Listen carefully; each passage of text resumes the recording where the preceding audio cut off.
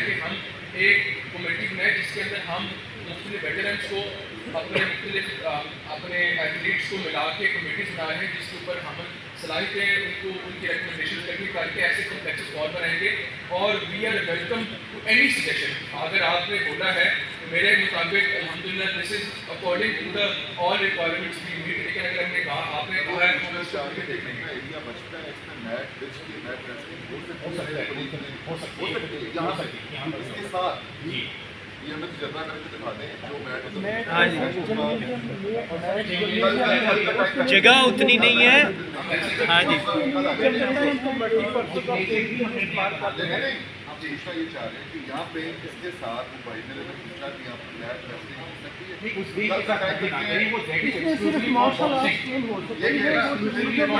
Exclusively boxing के लिए है, तो वो देखिए कितना हार्ड है।